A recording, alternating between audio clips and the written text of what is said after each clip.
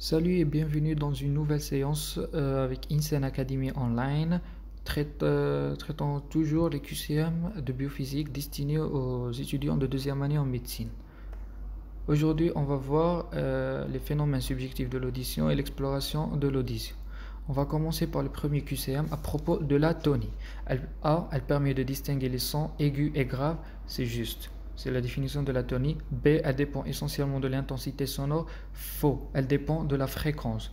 C, les sons aigus ont une fréquence faible, les sons graves ont une fréquence élevée. C'est faux. Un son aigu correspond à une fréquence qui est élevée, grave, c'est une fréquence basse, donc ici il est l'inverse, c'est faux. D, le seuil différentiel de la tonie est la plus petite variation d'auteur perceptible par l'oreille, c'est juste, d'accord. Et eux, les musiciens ont une oreille plus sensible que les personnes normales, c'est aussi juste parce qu'ils détectent les plus petites valeurs de seuil différentiel de la tonie mieux que les personnes normales. Donc les réponses juste ici sont le A, le D et le E.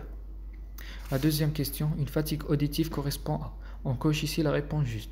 On a A, une surdité de transmission partielle et transitoire, B, une surdité centrale partielle, C, une surdité de perception, D, une surdité de perception transitoire et partielle, E, un problème total dans la cochlée et le nerf auditif. Une fatigue auditive, c'est lorsque l'oreille est soumise à un son intense, très intense, d'accord. Ses performances vont devenir moins bonnes. Donc on n'entend pas bien. Le problème ici se situe dans la cochlée ou dans le nerf auditif, d'accord. Donc tout simplement, mais il n'est pas définitif, il est transitoire. Après un repos, l'oreille devient normale. Donc la réponse ici, logiquement, elle est D, surdité de perception qui est transitoire et partielle. Troisième question, cochez là où les réponses justes. La proposition 1, l'oreille interne analyse les sons, elle a un rôle de transmission. C'est faux. Pourquoi? Parce que c'est vrai, l'oreille interne analyse les sons, mais lorsqu'on analyse les sons, c'est un rôle de perception, non de transmission. Il faut lire toute la phrase. B, une surdité de perception se traduit par un problème au niveau de la cochlée et le conduit auditif externe. Ici aussi, c'est faux. Pourquoi? Une surdité de perception, c'est un problème de l'oreille interne. Lorsqu'on parle de l'oreille interne, un problème soit dans la cochlée, soit dans le nerf auditif et non dans le conduit auditif externe. B, c'est faux. C, l'air transmet le son mieux que l'os. C'est juste pourquoi? Parce que tout simplement, dans les cas normaux, la conduction aérienne est mieux que la conduction osseuse. Donc C, c'est juste. Et D, l'air transmet le son plus rapidement que l'os, c'est faux. Ici, c'est l'inverse. C'est l'os qui transmet le son plus rapidement que l'air. Parce qu'il y a une différence entre la vitesse et qui transmet le son mieux. L'os transmet le son plus rapidement que l'air, mais l'air transmet le son mieux que l'os. Donc C, c'est juste. D, c'est faux.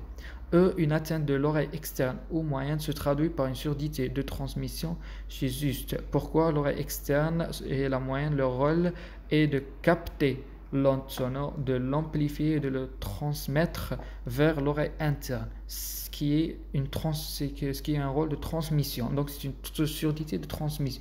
Donc pour la troisième question, les réponses justes sont le C et le E. Question 4. À propos de l'acomitrie au diapason. A. L'épreuve de Weber étudie le rapport entre CA et CO, la conduction aérienne et la conduction osseuse. C'est faux. Le but de l'épreuve de Weber, c'est d'étudier seulement la conduction osseuse. Donc A, c'est faux. B. En cas de surdité de perception qui est unilatérale, le son n'est pas latéralisé du côté malade, c'est juste. Lorsqu'on a une surdité de perception unilatérale, le son est automatiquement et logiquement latéralisé vers le côté sain. Donc B, c'est juste. C, en cas de surdité de perception unilatérale, le son est latéralisé du côté malade, c'est faux, c'est l'inverse de la proposition B. D, en cas de surdité de transmission unilatérale, le son est latéralisé du côté malade, c'est juste. Pour la transmission, c'est l'inverse de la perception, le son est toujours latéralisé vers le côté malade. E, dans l'épreuve de Weber, on met le diapason au niveau de la mastoïde, c'est faux. Dans une épreuve de Weber, on met le diapason au niveau du crâne ou du front. Donc les réponses juste ici sont le B et le D. Cinquième question, cochez là où les réponses fassent. A, l'épreuve de Rhine étudie le rapport entre la conduction aérienne et la conduction osseuse. Dans un cas normal, la conduction osseuse est moins forte que la conduction aérienne, c'est juste. On sait tous que l'air transmet mieux le sang que l'os. Donc la conduction aérienne est plus grande que la conduction osseuse. Donc A c'est juste. B, dans l'épreuve de rime, on met le diapason au niveau du crâne ou le front, c'est faux. Donc on la coche parce qu'on coche les réponses fausses. Pourquoi? Parce que dans une épreuve de rime, on met le diapason au niveau de la mastoïde et après au niveau de l'oreille. C'est dans une épreuve de rime, si le son est réentendu, on parle d'un rime positif et donc pas de pathologie, c'est faux. C'est vrai, dans une épreuve de rime, si le son est réentendu, mais il est moins fort que normal. Pourquoi? Parce que les conductions osseuses et aériennes sont diminuées. Donc c'est toujours un rime positif mais qui est pathologique. On parle d'une surdité de perception. D, dans l'épreuve de Weber, on met le diapason au niveau du crâne ou du front, c'est juste. E, si le son n'est pas réentendu dans une épreuve de rime, on parle d'une surdité de perception? Non, on parle d'une surdité de transmission. Donc les réponses, on coche ici les réponses fausses. Donc les réponses à cocher sont le B, le C et le E. Sixième question. Dans une épreuve de rime, on a mis un diapason au niveau de la mastoïde et ensuite l'oreille d'un patient. Le son n'est pas réentendu. Cochez les réponses juste à propos de ce cas. A, la conduction aérienne est mieux de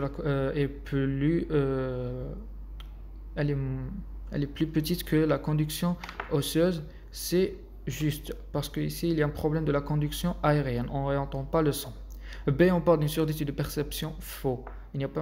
Normalement, il n'y a pas un problème de l'oreille interne. C, le test de Weber est négatif. C'est faux parce qu'ici on ne parle même pas du Weber, on parle du test de Rhin. D, on parle d'une surdité de transmission. C'est juste. Il y a un problème dans l'oreille externe et moyenne ici, dans la transmission du son. Et E, le test de Rhin est négatif, c'est juste. Dernière question à propos de l'audiométrie. L'audiométrie est une épreuve qui est non objective, elle donne des résultats non précis. C'est juste, c'est une épreuve qui est subjective. Une épreuve subjective a une relation intime avec l'observateur et le patient. D'accord? Donc, les résultats se diffèrent d'un patient à un autre et d'un observateur à un autre. Donc les résultats sont non précis, ils sont approximatifs. A est juste. B, lorsqu'il y a une surdité de perception, la conduction aérienne est touchée? Non. Dans une surdité de perception, les deux conductions aériennes et osseuses sont touchées. C, on utilise un générateur de son pur de fréquence décroissante. Oui, c'est vrai qu'on utilise un générateur de son pur, mais de fréquence croissante et non décroissante. C est faux. D, lorsqu'il y a une surdité de transmission, la conduction aérienne est touchée, c'est juste. E, le patient est mis dans une chambre isolée de son, c'est juste. C'est ça le principe de l'audiométrie, parce qu'on met notre patient dans une chambre isolée de son, après on lui donne un casque et on utilise le générateur de son pur. Mais en principe, la chambre est isolée de son, il n'y a pas de son. Et on a terminé notre séance. Je vous remercie pour votre attention et bon courage.